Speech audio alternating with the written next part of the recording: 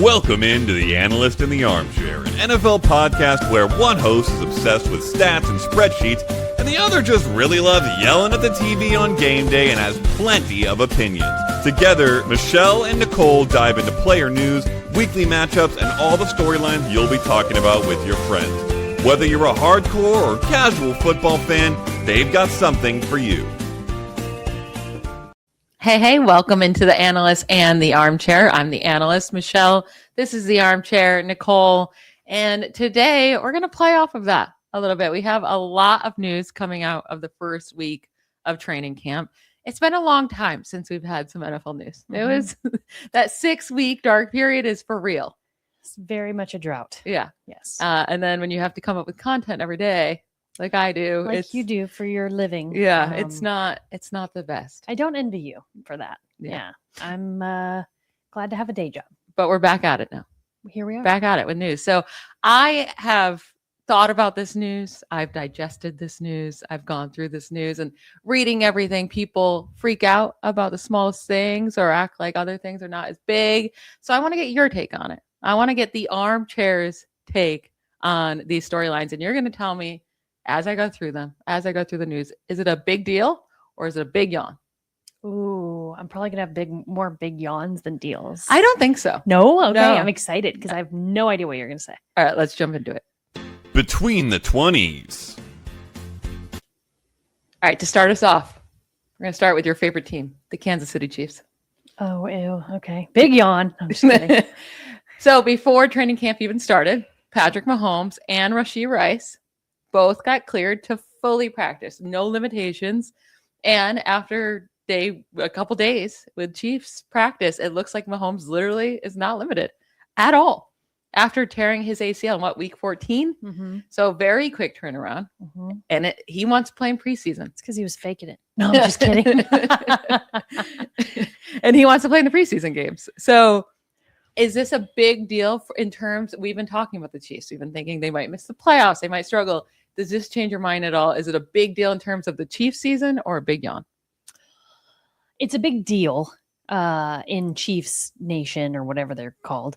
I think for me, it doesn't change my opinion on the way that I think he's going to play and the way that I think the team is not as elite as they have been in the last, decade. Mm-hmm. But yeah, I mean, if I'm a Chiefs fan, I am stoked about this news. If I'm in their division, I am not stoked about this news. And I think it's a big deal for the people that think last year was just an anomaly and that they're going to come out and play really good football this year. Yeah. And even I'm sitting here now. It's like, I've been trying all offseason to talk myself into the Chiefs are going to struggle again. But for some reason, as we get closer and closer to the season, I'm like, it's hard not to believe in Patrick Mahomes and this Chiefs team and Andy Reid and, Rashee Rice being back because there was a whole knee surgery and then he had to go to jail for 30 days to rehab.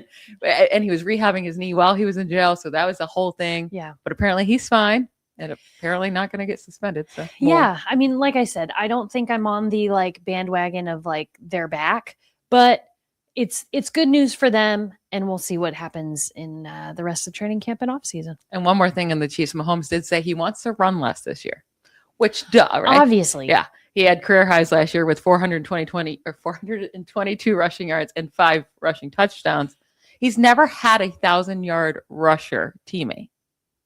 Yeah, so that's going to be a big deal for him this year. To have Kenneth Walker. If he's the Kenneth Walker of the playoffs. Yeah. If he's regular season Kenneth Walker, I think Mahomes is going to be running more than he thinks he is. To be fair to Kenneth Walker during the regular season, he had a split 50-50 with Zach Charbonnet. So I agree. I think Kenneth Walker will be great for this team. The Chiefs will be interesting. My next piece of news was some scary news we got. All of a sudden, we hear that Kyle Shanahan was in a really bad car accident earlier July 14th. He broke his nose, his hand, multiple ribs, needed over 40 stitches in his face, and suffered a severe concussion. Terrible. And then according to his best friend, Chris Sims, who's big in the football industry and former NFL player, he almost lost his right eye in this accident. So he's going to be missing parts of training camp. He expects to be ready by week 1, but they also have to fly to Australia. So that kind of puts a wrench into it. Yeah. And they're playing the Rams. I mean, this is a massive game week 1 in Australia. So now they're having their assistant head coach take over a lot of the duties, and Chris Forrester is, at first when I heard this and people were freaking out, I was like, but what is your thought? Is it a big deal or big yawn in terms of the 49ers season? Because obviously it's a big deal for him in his and his life and all of the things beyond football. Yeah. This one's kind of in the middle for me. I know I'm not supposed to pick in the middle, but I don't think I think at the end of the day it's football, and you have to do what's best for you in your life and things like that. So for him, I think it's a big deal, but for the team, honestly, and maybe this is crazy to say, but big yawn. Okay. I mean, I think international games are already special and can go whatever way. What if you can't fly there though? No, I'm saying if he didn't, I just think like you're already playing an international game. I don't know that anybody's going to hold it against you. Now, do you want to start the season just taking the L, right? Yeah. And assuming your head coach will not be there? Obviously not. Mm-hmm. But I think for the players, there's also something about like the camaraderie when something like massive happens to people in your space. It does something mentally for people that just puts them in a different space, and they have something to be like, we have to go and win for that person. So honestly, I think it could be, in a weird way, a mental advantage for the 49ers to say, we've got to go out and win this game. Nobody thinks we're going to because it's the Rams. Yeah. It's in Australia, so it's a toss-up anyway because it's a weird dynamic.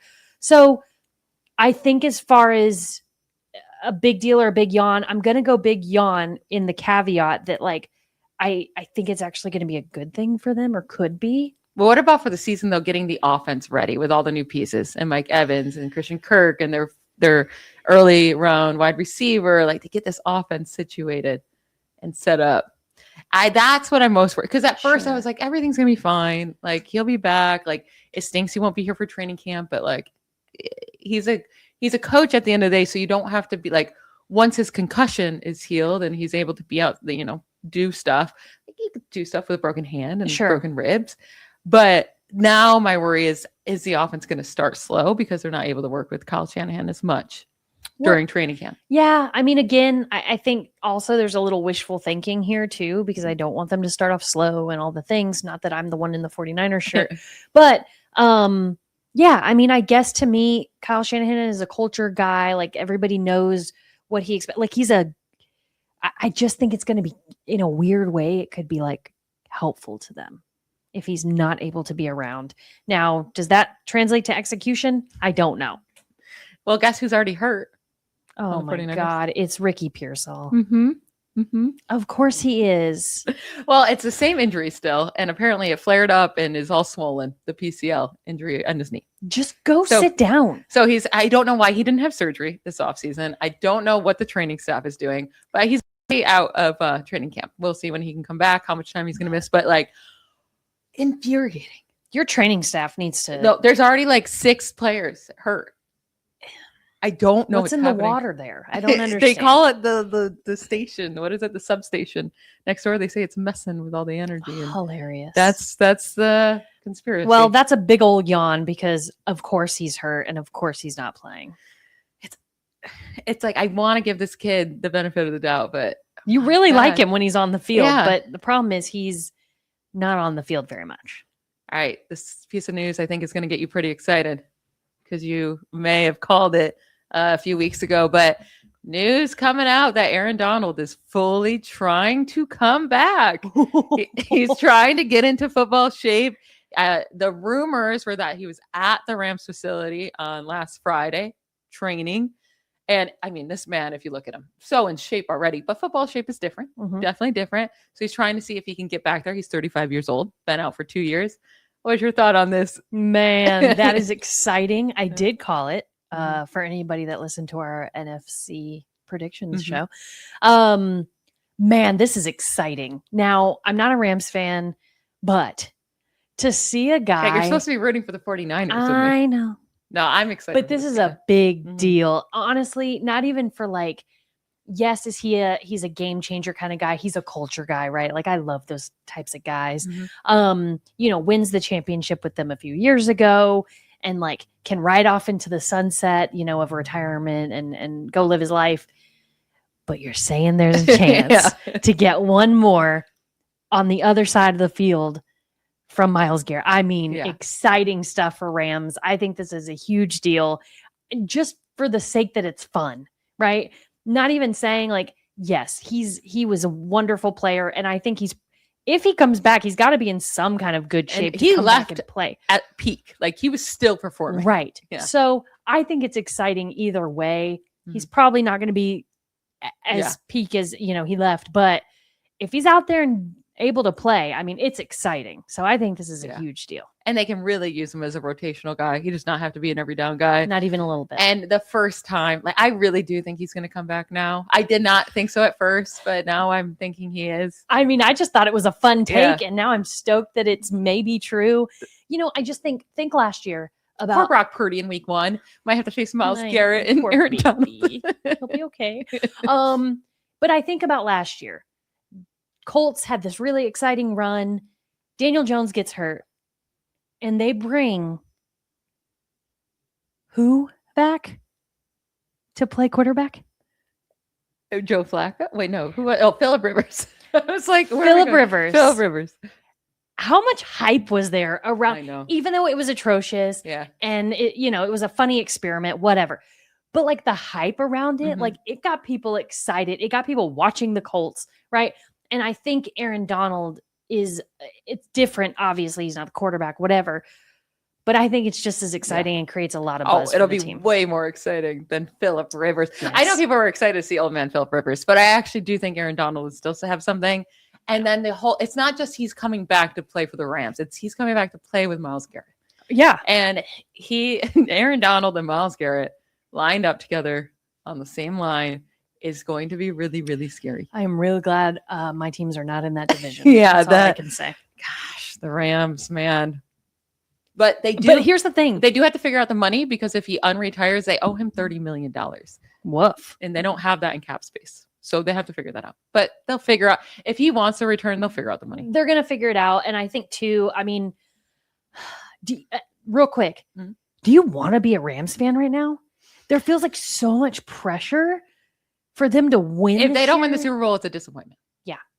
But yeah, I would, if that was my team, I would be pumped. Sure. If that was the situation I was in where it was like, we need to win the Super Bowl this year or else it's a disappointment. That means you're a great team and that's so. I just hate to set myself up for like disappointment. So. I would never bet on them to win the Super Bowl. I don't think it's going to happen because the dream teams don't win the Super Bowl. Yeah, it's true.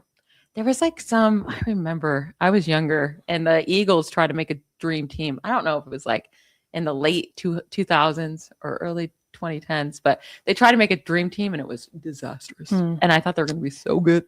But I was just a young little teen. Young little kid. Tween. Yeah. All right. Moving on to the next one. We have 2 running backs holding in right now, which means they're not like they're coming to the facility for training camp, but they're not practicing. It's Bijan Robinson and Jahmyr Gibbs. Ooh. Because they both want their contract extension. Rightfully so, because they've been amazing. Yeah, and it's smart because they're going to be pitted up against each other contract-wise, right? If one gets one. Yeah. Honestly, I would want to wait for the other one to go into that. Well, that's what I mean. Yeah. Like, if I'm... No matter who's second, they're going to beat the other one. Exactly. Yeah. Well, you have to. Yeah. Because he set the precedent, so to speak. Interesting. I think culturally I don't love this, but I think it's just the way that it works, right? Like, even though you can be the most loyal guy ever, everyone and their mother's going to tell you, hold on, don't go out there. Running backs can get hurt so easily. Yes. And they have such a short career in general. Yeah. So I don't think this is a big deal as far as like, are they going to leave? I don't think there's any funny business happening with this. So I'm going to say big yawn. I think once one of them signs, it'll be a big deal, but I don't think it's that Yeah. big of a deal. I think in both of them general. will get signed. It's going to be really interesting to see, though, if if these two can be the ones to officially break the running back market, Mhm. because it's been so low. Like Devin Achane just signed, and so all of these running backs are from the 2023 draft, and it was Bijan 8th overall, Jahmyr Gibbs 12th overall, and then Achane went in the 3rd round because a little bit smaller, some concerns there, but Achane has been fantastic. Not Gibbs, Bijan though, right level. Right. Yeah. But Probably only like gets, second tier. he gets $16 million a year. And in terms of running back money, that is a lot. It's the 3rd most among all running backs, behind only Saquon Barkley and Christian McCaffrey. Saquon makes the most at $20 million, CMC at 19, and then it drops down to Achane at 16. I'm surprised he couldn't get up there more. Now, for sure, Bijan and Gibbs are going to ask for the most. Sure. But how much higher? Like, I think they need to push for 25 million. Because listen to these wide receivers and what they make. I'm just going to throw out some names. Alec Pierce, 28.5 million. DJ Moore, 27.5 million. Christian Watson, 23 million. Chris Godwin, 22 million. Jacoby Myers, 20 million. Calvin Ridley, 17.6. Like, and then what I'm talking about here with the 16 million for Achane, Romeo Doubs and Rashid Shaheed are making $17 million a year. You cannot tell me those guys are more important than Devin Achane.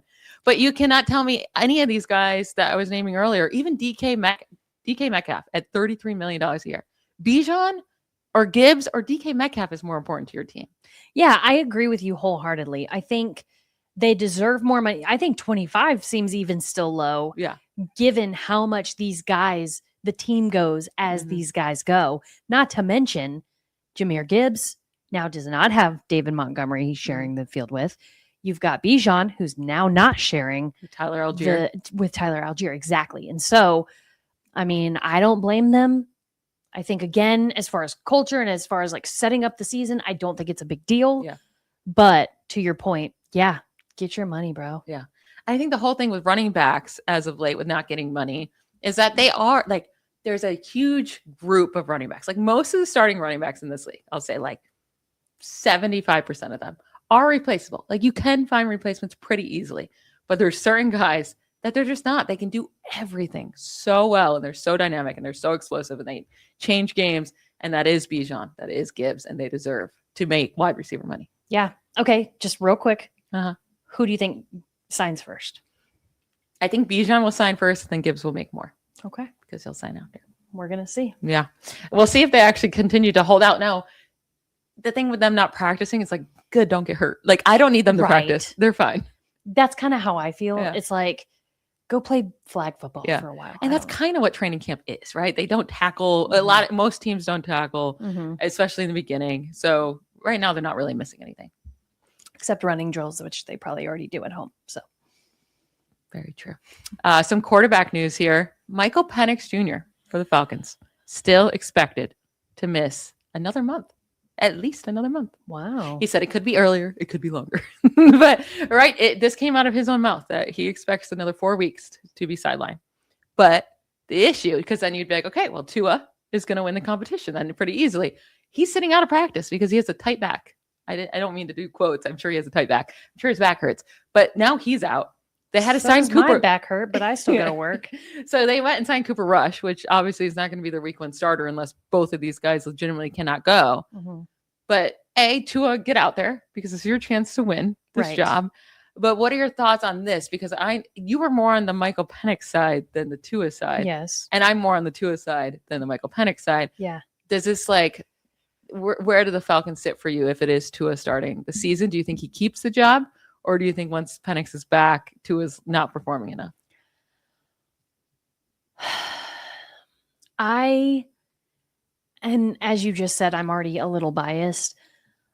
I just think if you're a guy who's just stunk it up in a city, so much so that city literally got rid of everyone because they have to start over so bad because you were so it wasn't just bad. him. It's the whole team was so bad. Okay, but the team goes as the quarterback goes. And so if I was him, I would be doing everything in my power to clear my name, so to speak, and get out there and show people that I can throw a football to the people I'm supposed to throw it to. Okay, but if he is hurt, then it's not the time to show that because you're going to look bad. But is he actually hurt? Well, yeah, I don't think Tua is I the type mean, of guy I that's just- just sitting out for no reason. I don't know. I don't know the man. I'm just saying, unless you're actually really hurt, Because Baker What has are you now played through doing? injuries in actual season twice, and it seems like we'll get to him later, but it seems like it's going to screw him over for a yeah. second time. I mean, I'm not trying to say like go hurt yourself and be done for your career or whatever. But if you have an opportunity with Michael Penix being out, and I just feels a little bit like a cop out. Again, they really need a quarterback out there that's going like either Penix or Tua that they plan to start week 1 because it's a brand new offense, brand new team, brand new coaching. Like, right. they need to get out there. It- Now, I mean, if his back is not good, then it's not good, and he has to figure that out. I But guess I just I've think it's a already big deal in the sense that I don't think it's a good look. I think this is just the start of this is exactly how I like this quarterback room is just going to be a disaster all year long. That's why I can't be behind the Falcons outside of Bijan. Yeah. It's not going to be good. Yeah. So, Now, I do think Tua will win more games than Michael Penix if he starts, but I still don't think it's Tua's season last year was atrocious, but the 3 seasons prior, he was a solid quarterback in the league. That's why he got paid $50 million a year. I just also think they didn't have a choice. Like they didn't have any Like they would not have chance. paid him if he played like he did last year. Sure. It was bad, but the whole team was bad. Well, we're gonna see. I still think Michael Penix is the way to go. Get Tua out of here. I think Tua is the way to go. I think Michael Penix is. We're gonna doesn't see have who's anything. right about that. We have some AJ Brown news, and I wanted to discuss this with you because I have been all up on this AJ Brown train. Right, coming Really to have. Patriots, and I think he's going to do absolutely amazing. Well, the reports to start training camp are bad. Really, really I bad. love that. According to Boston Herald's Andrew Callahan, he said AJ Brown's downfield struggles have been noteworthy during Patriots training camp. Apparently, his connection with Drake May has not been good. They have gone 3 for 11 on targets so far in training camp, and May has been able to hit Keyshawn Booty. Like they've had the strong connection. So very, very soon. They've just started to work together. Sure. But there are some clips of AJ Brown out. He does look a little on the slow end. He's had the knee injuries to deal with. Is this a big deal or a big yawn? Listen, I told you so. You cannot say you told me I so. Yeah, told you it's been 2 days of practice. Okay, that's fine. I'm just saying. I don't think that I think this is it's. If I am a Patriots fan, I am not stoked about this, but I'm not freaking out because it's to your point. It's 3 days into training camp, whatever. They have to have some time to work together, to get a rhythm, all the things. But if we're sitting here having the same conversation in 2 weeks, big freaking deal. Yeah. Big deal. Mm-hmm. It is. And I'll look real stupid if AJ Brown sucks. Real dumb. Yeah. And I can't wait. I love when I'm right. I just really do. You're not right yet. I didn't say I was necessarily. I'm just foreshadowing being right, just like about Aaron Donald. Moving on to more quarterbacks here. Daniel Jones has been all cleared to practice fully, but Alec Pierce was placed on the PUP list, which just means like for training camp, he's just not available to practice right now. But he can come off of that any time to practice. It doesn't mean his availability for the regular season is at, worrisome yet. But Alec Pierce not out there, not able to go. Daniel Jones is cleared. They have one other 2 guys that they desperately needed. Yeah. Is it a big deal or a big yawn that Alec Pierce is not out there to start training camp? Because this is their wide receiver core without him. Nick Westbrook-Akine, Josh Downs, Ashton Dulin, Deion Burks, Anthony Gold. Have you ever heard of those guys? I mean, I have because I work know in the Josh industry, Downs. Yeah. I don't know the rest, Okay. if I'm being honest. I think it's a big deal. I think it's a big deal for Colts fans. Now, on one hand, big deal that Daniel Jones is back. I know we've talked a lot, and you feel very like last year was an anomaly with Daniel Jones, and you are not on the first him. 9 weeks because the rest of that sucked. Fair. But I think there was a question of if he would be back and when. So big deal that he's back already. Very exciting for Colts fans. Now, to your point, the one wide receiver that you kept is not playing. And you paid a lot of money to. Exactly. And so I think it's a big deal on both ends. Exciting Daniel Jones is back. Very not exciting that Alec Pierce is out. Now, can one of those other guys step up and all the things? Sure, whatever. It's, again, very early in training camp. But yeah, this could be a really big deal depending on what happens getting close to preseason. And it's not like, oh, well, they've already had the time to learn their connection. Like, it's fine. Yes, they have for deep throws, but Alec Pierce is supposed to play a completely different role this year. He's supposed to be a high target, wide receiver one type for Daniel Jones. Played completely different role than his very low volume, like, I'm just a deep threat guy. Yes. So it could be a huge problem for Colts fans. Now, as a Texans fan, I'm stoked to hear this news. Right. But yeah, I think this could be a really big deal. Yeah. Okay. We have more quarterback news here. Shedeur Sanders and Deshaun Watson are alternating first team reps to start camp. And that in itself is not a big deal. That's what we expected, right? Mm-hmm. But Todd Monken, when asked when he's going to decide, he said, I'll decide by the first game. Well, yeah, obviously. But that sounds like a Browns coach answer. Yeah. And my thing with this is that you have two options. You either go all in on developing Shedeur Sanders and seeing what you have of him, or you give Deshaun Watson his last year on the contract and say, we're paying you a ton of money, at least get a year out of him. Throw the football. Just freaking get out there and do something because we're paying you all this money and we paid you so much money. Please give us one good year and we'll let you be. And let you go. I think alternating here just messes everything up. Deshaun Watson trying to get back into rhythm after not playing for nearly 2 years.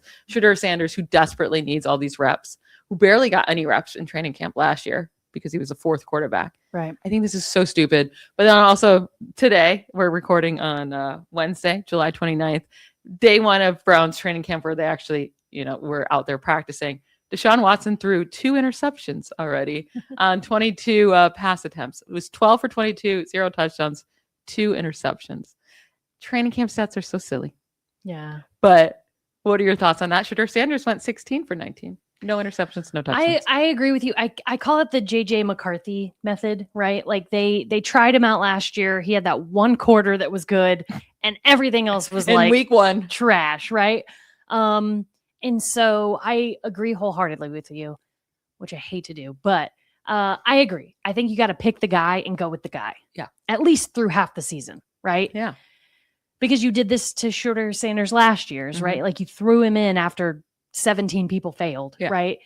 And he wasn't good, but that's what you get with a new quarterback, right? And so I agree with you. I think you have to figure out who you're going with. And sure, take training camp to figure it out. I don't care too much about that. But preseason, you better be putting the guy in that you're going to go with. I know. And to do alternating snaps, you can't get into any rhythm. You can't get into a rhythm. I think that's trash. Yeah. Honestly. The Browns are trash. But to be fair, we all know this is what was going to happen, but also Todd Monken. Yeah. So is this a big yawn to you? Because it's pretty much what it's we expected. It's a big yawn. I'm bored even talking about it just because, it's the Browns. They're going to Brown, and that's about it. Well, you did mention JJ McCarthy here, and throughout this offseason, we're like, yeah, they can say it's going to be a competition, but it's Kyler Murray's job, right? Obviously. Well, they get into training camp, and JJ McCarthy is getting the first team reps right there, splitting them with Kyler Murray. Again, decide whether you're going to develop JJ McCarthy and give him everything, or see if Kyler Murray can get back to his old state, and is he your next, your franchise quarterback? Yeah. That you got on a steal. Yes. If this is just the first week, okay. Right? If you just see what JJ McCarthy has done in the offseason, seeing what is the gap between the two. Sure. But if you're going to keep doing this, that will be infuriating to me. But what are your thoughts on this JJ McCarthy splitting first team reps in training camp? I think it's a waste of time, quite frankly. To your point, I'd much rather have Kyler Murray out there throwing the ball than I would Deshaun Watson or Tua or these Michael other Penix folks, Jr., right? Or Daniel Jones. Well, no, I wouldn't say that. So, why do you love Daniel Jones? I don't know. So, I agree with you. It's hard to say, right? I think in 3 weeks we could probably have a more thoughtful conversation about it. Yeah. Now, if they're still splitting first team reps in 3 weeks, man, Kyler Murray, either you are What performing a waste. either you just have fallen off the face of the earth as a quarterback, or this coaching staff. Or just JJ can't- McCarthy has just figured it out in the offseason, which I highly doubt. Right. So, yeah, I mean, I think, again, I'm going to go big yawn here just because it's so early to make a decision. Yeah. Now, again, ask me in 3 weeks. If they're still splitting reps, we got to talk about what we're doing here. Like, it doesn't make any sense. You've got the Vikings who ended the season in a pretty good spot. Defensively, they were coming alive. You know, things were starting to click. But you've got Kyler Murray out there to throw the ball to Justin Jefferson. Just let it happen. Yeah. Like, sometimes the answer is the most obvious answer. Well, yeah, if McCarthy has not figured out a way to throw Justin Jefferson the ball without throwing an interception, I don't know how he wins that job. And Jefferson's the most important part of this franchise. 100%. And you know what? Last year, he was a good guy. Stand he up. played his role. He didn't talk. He didn't tweet how they need to give him the, all these things. With all the divas out there, the wide receiver. With all the and he's so not a diva. Let the man cook. Yeah. I mean, come on. Yeah. Justin Jefferson really showed like he's very level-headed, but don't do it multiple years. He's like, a professional. Don't test him. Don't play with his money. Yeah. And then last piece of news here, I want your big deal or big yawn. It's all about the Buccaneers. They're in some trouble with contracts because Baker Mayfield wants a new contract.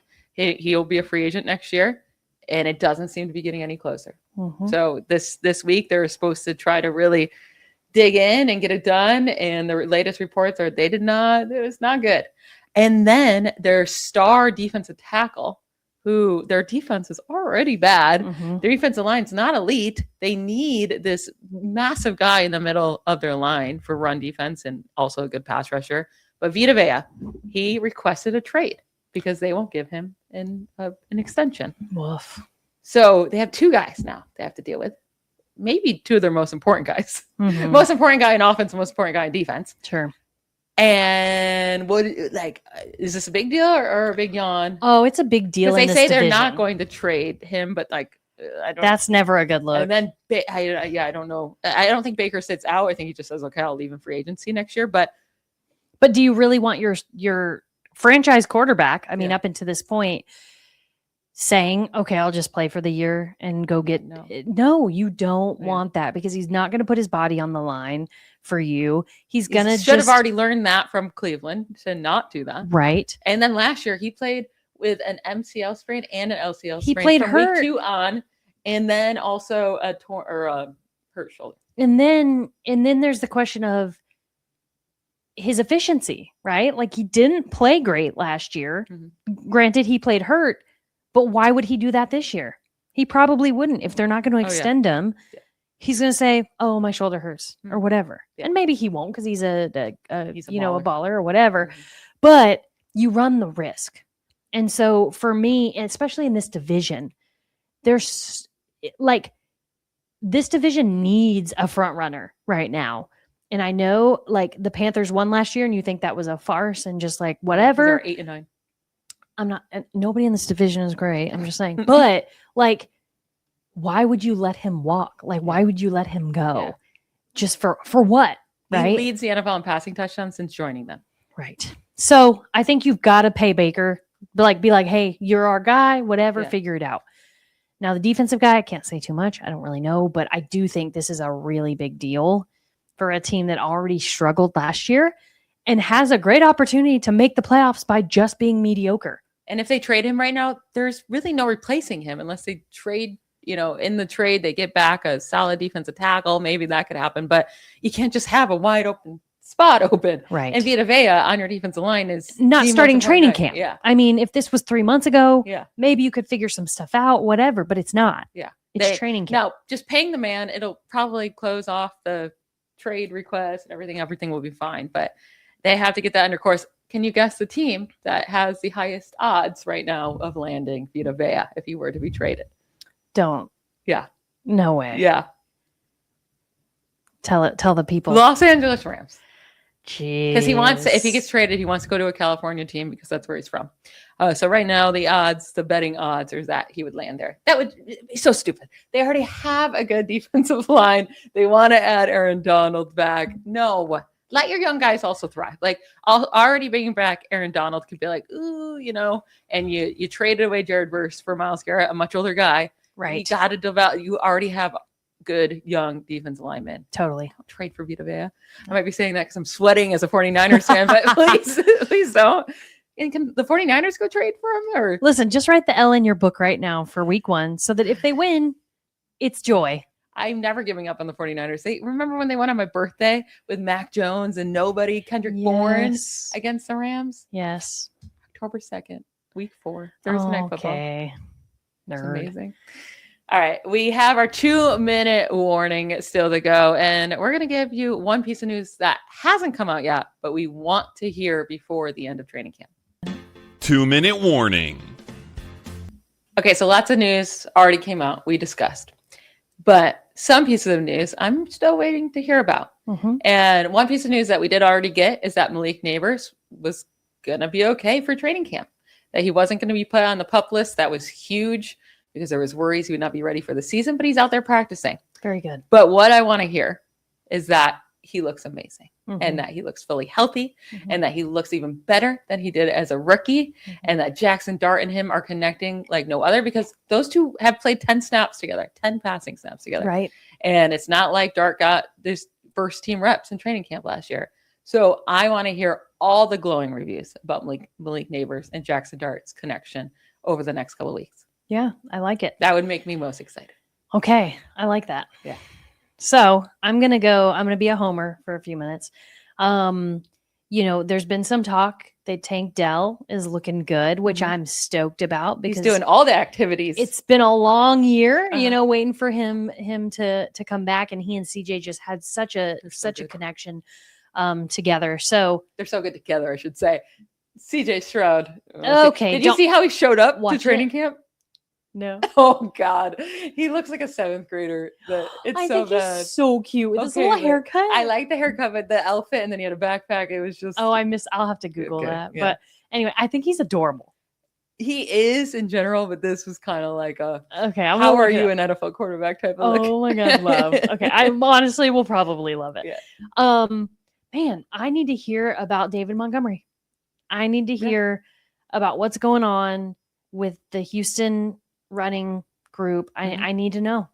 So far, Woody Marks is getting good comments, but David Montgomery, I don't know if they've used him a lot. It's so new, right? Like it's so training camp just started. Which I'm fine with Woody Marks getting good remarks, right? Like no, you want it to be David Montgomery. I'm just saying.